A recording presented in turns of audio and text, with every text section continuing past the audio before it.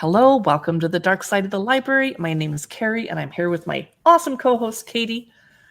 We are doing a video podcast today, but of course, those of you that are just listening to the podcast are welcome too. We are live streaming to Dark Side of the Library on Facebook and YouTube and our Amazon live shop, where you can find affiliate links to all of the books we're going to talk about today. We're talking about kids' books for February 2023 that are dark and creepy. You might have also listened to our young adult books preview last couple days ago or last week. Check that one out too if you like dark YA books. We are going to chat about books coming out February 2023, starting with this one from Katie. Yes. So the first book that we're going to be talking about today is called The Accursed Vampire. This is book 2 from the series. It's called The Curse at Witch Camp. Nobody wants a curse at witch camp. I think I actually remember the first book for this. It was really cute. So it's a middle grade graphic novel because it is technically a kid's book. We're putting it here. So we have Drago and the accursed vampire, Drago, and their vampire buds head to witch camp for a summer of spells and magic. I want to go to witch camp. I do too. I want there to actually just be a witch camp for regular people. So they clearly find things that are more sinister at said witch camp. So the kids are Drago, Esley, and Quintus. They're heading to witch camp, and they're going to learn spells, magic, and they're going to hang out with some human kids too, because why not? Drago is skeptical about this joint venture with the living because he's a vampire. But as long as their vampire pals are with them, how bad could it be? Pretty bad, apparently. So Etzley and Quintus end up making friends with the campers while Drago stumbles onto an abandoned mini golf course housing. A sinister supernatural entity with intentions of overtaking the camp. So a mini golf course monster. Oh, jeez. So Drago may not like camp, but they can't leave their buds in danger. So what are they going to do? If you want to find out, or if your kids want to find out, check out The Accursed Vampire. This is book 2. This is by Madeline McGrane. What is your first kids book today? It's called Are You a Monster? And the answer for me is yes. It is for preschool, kindergarten age kids. The publisher is Happy Yak, and it's part of a series of books called Your Scary Monster Friend. And it's by Guilherme Karsten. I think I said that wrong. It starts off saying, "Hello, I'm a brave and bad, really bad monster. Nothing and nobody scares me, except the monster is really cute and a little bit derpy looking. I know. I'm on the lookout for a monster buddy to do scary things with together. Hey, you, yes, you. Are you a monster too? Yes, no, yes, etc." So perfect book to read to a 3 or 4-year-old that aren't too scared of monsters because you're going to say the M word a lot. Yeah. It comes out February 21. Cute. And it looks like an owl. I love it. It's so cute. Or a frog dino owl. I could see that too. My next book for today is for grade level 3 through 7, so mid-grade readers. This is the I'm finding it. Okay. The Grace. Phew, sorry. No, you're fine. The Grace of Wild Things. This came out on this cover. Yeah, this is beautiful. As you can see on YouTube as well. This is by Heather Fawcett, and it came out Valentine's Day. You're also going to love this even further, Carrie, because it's a reimagining of Anne of Green Gables. What? Yes, with magic and witches. I'm going to go buy it right now. I'm clicking on the item. Right. Whoa. $17.99. Yeah. So Grace has never been good at anything except for magic. Not that anyone believes her. While other children are adopted from the orphanage, nobody wants Grace.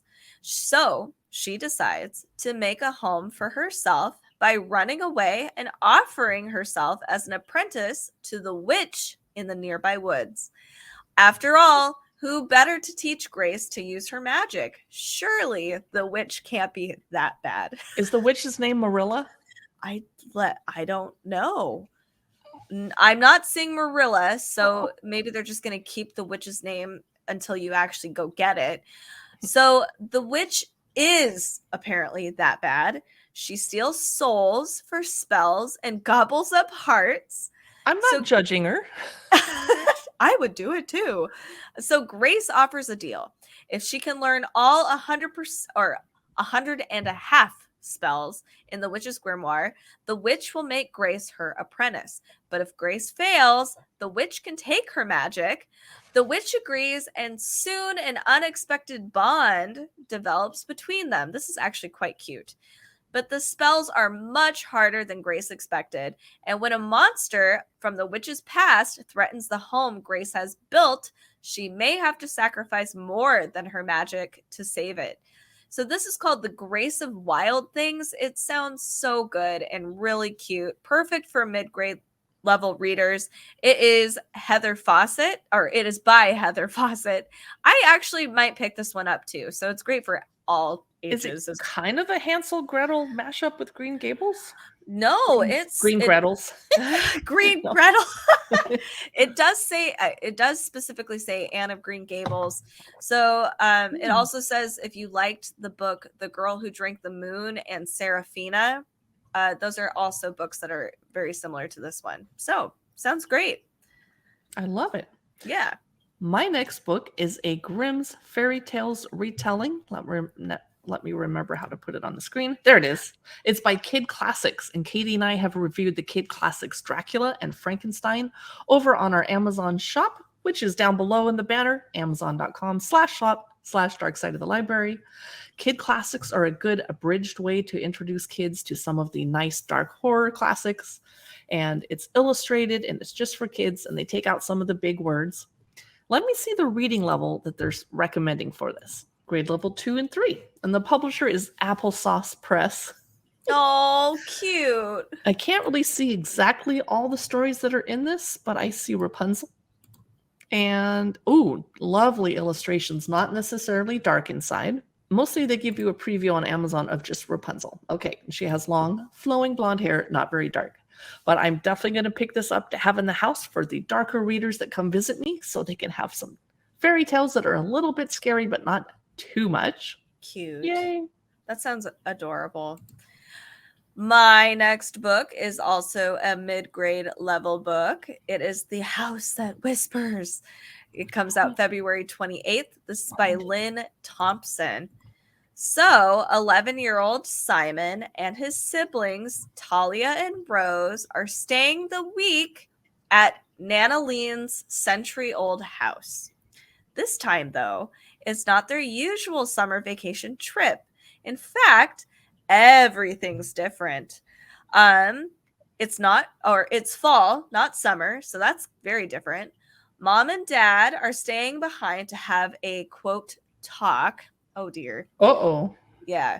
And Nana Lean's house smells weird. Well, old people's houses do smell weird. I mean, my house is starting to smell weird, too, I have to admit. Oh, Carrie, no.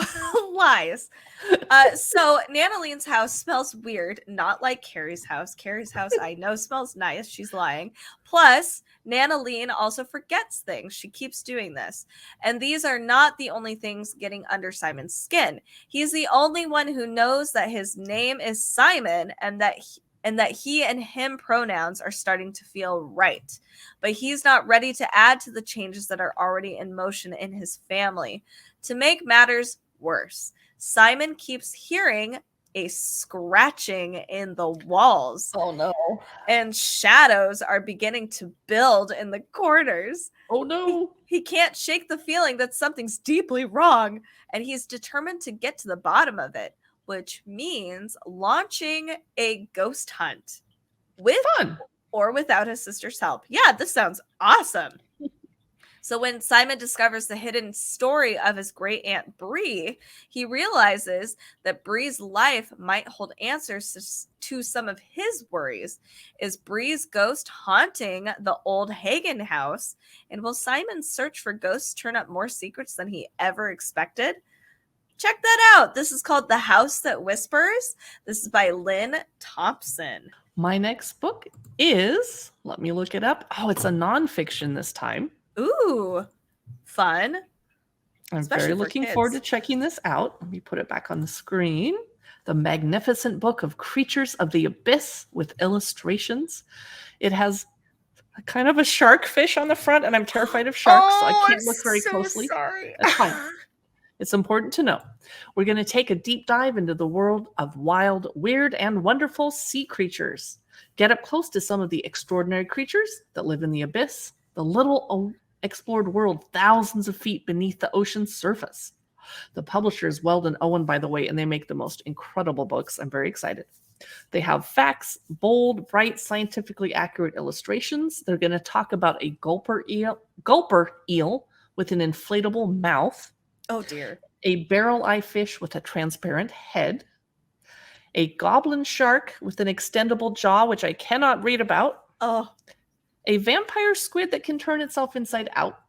Wow. And they're going to talk about a sea worm that drops quote unquote bombs.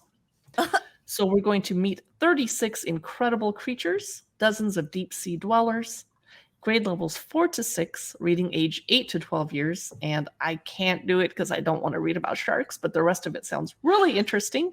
The author is Josh Hestermann and Bethanie Hestermann, and the illustrations are by Val Walerczyk, something Polish name. So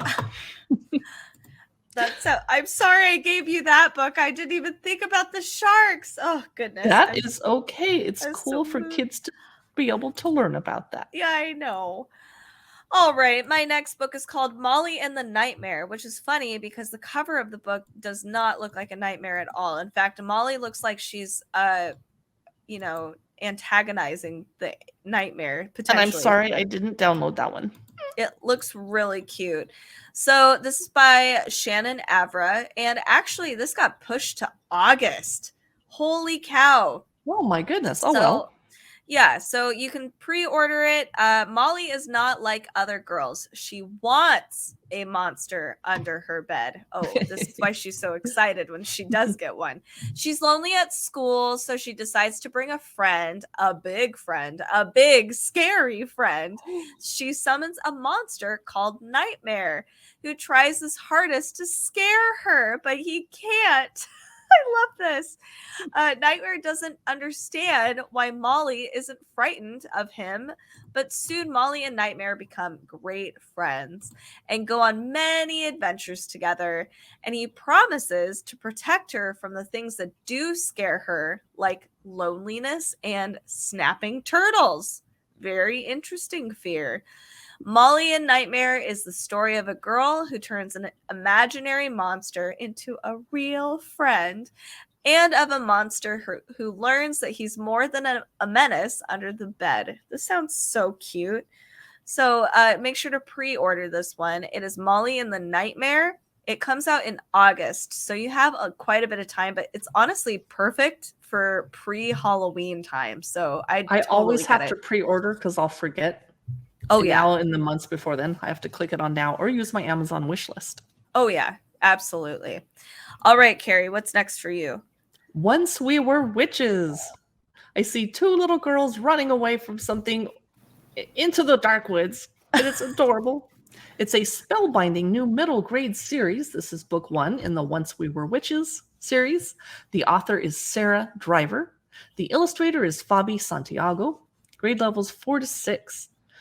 I am Spell, S-P-E-L, daughter of witches, the only one who can step between worlds, the only one who can save my sister, if I can find her before the witch hunt begins. Ooh. So 13 years ago, magic was banished and the witches were hunted. Sisters Spell and Egg are the daughters of witches, but they grow up in Miss Moldheel's school for wicked girls with no idea who they really are, until the day the message arrives telling them to run. The message sends them to a funeral parlor in a far-off village, and their new guardian, called the Undertaker, has a secret. Beneath the funeral parlor is a portal to the other ways, 4 worlds that lie parallel to ours. When Egg vanishes through the portal, Spell knows she must try to save her sister, but no one can step between the worlds, or can they? This sounds really cute and fun and not too spooky, but a little dark. And I kind of wish I could go to Mrs. Molehill's school for wicked girls. I We belong could there. try. That's cute. All right. My next book is called Speculation, and it's actually got a girl with powerful specs like glasses Oh, on. I get it. I see what they cute. did there. Yeah, it's really cute. I just figured that out. I was like, oh man, her glasses are so cool. So this is by Nisi, Shawl, and this came out Valentine's Day. A wonderful mid-grade fantasy debut about Black families, family history, family curses, and a really marvelous pair of spectacles. I want magic spectacles. I do too. I wish mine were, actually Mine are did just something. readers from the drugstore. At least they're pink and Mhm. cute. See, yours are cute. I like them. After Winna's little sister breaks her glasses, her grandfather gives her an old-timey pair of spectacles that belong to her great aunt Estelle. The specs are silver and perfectly circular with tiny stars on the bridge. I love these. Ooh. And earpieces that curl all the way under her ears. Best of all, they are magic. Because when Winna makes a wish beginning with the words, what if, that is, when she speculates, the spectacles grant it. Winna wishes she could see ghosts, and soon she meets not only the real Estelle, but Estelle's mother, Winona. Nearly a century before, Winona escaped from slavery and ran north with her baby Kay. But Kay was stolen from her, under mysterious circumstances. And now Estelle and Winona have a mission for Winna. Find Kay. He is still alive. He doesn't know the whole truth. And unless Winna can solve the mystery and bring him home, a powerful curse called the, quote, burden will smother out their family's lives, and Winna's mom could be its next victim. This is a beautifully written historical fantasy. This sounds really cool, actually. I really love what they did here. I love the fantasy. I usually am not a big urban fantasy fan, Me either. Yeah. but this one sounds really cute, really fun, and I really enjoy the historical elements to it as well. So this is Speculation. This is by Nisi, Shawl. My next book is The Spooky Story, Book 2, Paige Proves It. It is for kids grade level 2 to 5 or 7 to 10 years. And Paige sets out to prove her imaginative friend Pen wrong about a school haunting. In the second book in the mystery graphic novel chapter book series, Paige Proves It. Paige loves facts. She's constantly spouting information about everything and anything to anyone that will listen. She sounds kind of annoying. I'm sorry. A group of zebras is called a dazzle. Her street's buildings have 73 windows, and the boy named Pen who lives next door is her friend. This unlikely pair could not be more different. Paige might know that the ancient Egyptians invented toothpaste. Really? You're the anthropologist. But Pen is sure the Evergreen Music School is haunted, and Paige is going to set out to prove Pen wrong one fact at a time. It looks like a quick and easy read. I'm not going to grab it, but I'm also not a 5-year-old. So that's The Spooky Story, Paige Proves It, from, let's check out who the publisher is, Aladdin. Mm-hmm. Oh.